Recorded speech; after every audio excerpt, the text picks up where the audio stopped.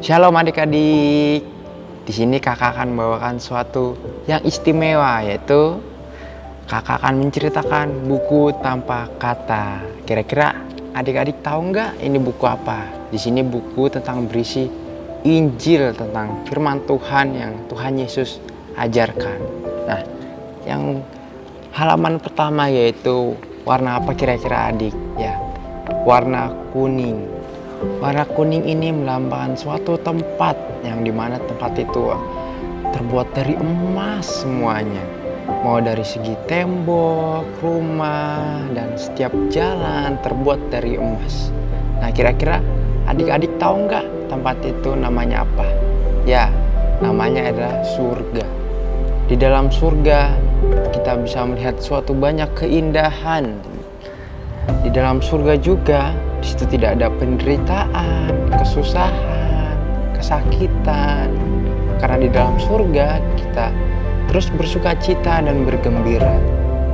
Nah, dalam surga itu kita akan bersama-sama dengan Allah. Kita akan bergaul dengan Allah.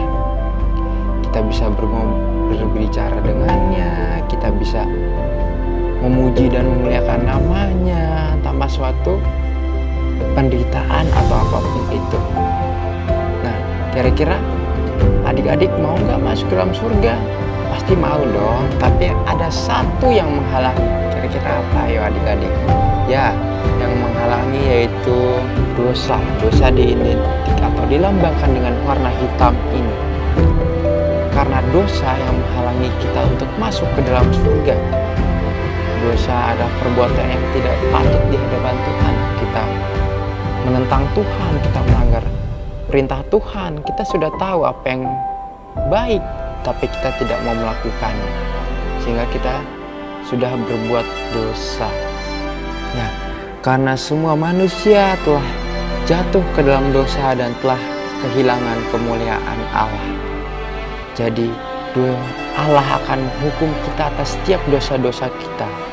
Tapi Allah sangat mengasihi kita, Ia sangat menyertai kita. Ia tidak mau menghukum kita. Tapi bagaimana caranya Allah mengasihi kita sedangkan Ia harus adil terhadap perbuatan kita? Yaitu melalui pengorbanan darah Yesus Kristus yang dilambangkan dengan warna merah, yaitu darah Yesus. Dengan Yesus sebagai perantara Allah, sehingga Ia mengorbankan anaknya yang tunggal. Setiap orang yang percaya tidak binasa, hidup yang kekal. Ia mengorbankan anaknya yang tunggal.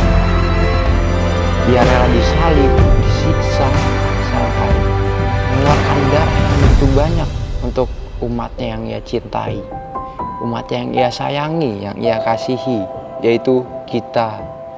Setelah pengorbanan Tuhan Yesus selesai, kita disucikan seperti kertas putih ini, yaitu kudus, tidak ada noda, tidak ada dosa. Karena Tuhan sudah menghapus tiap dosa kita.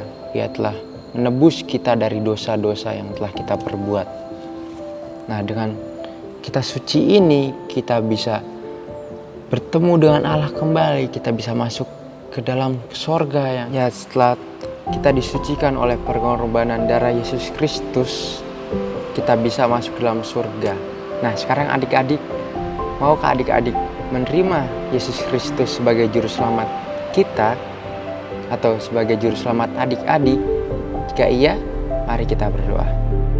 Setelah adik-adik menerima Yesus Kristus sebagai juru selamat hidup adik-adik dan hidup adik-adik sudah dibersihkan, sudah dikuduskan, maka sekarang adik-adik harus bertumbuh dalam iman.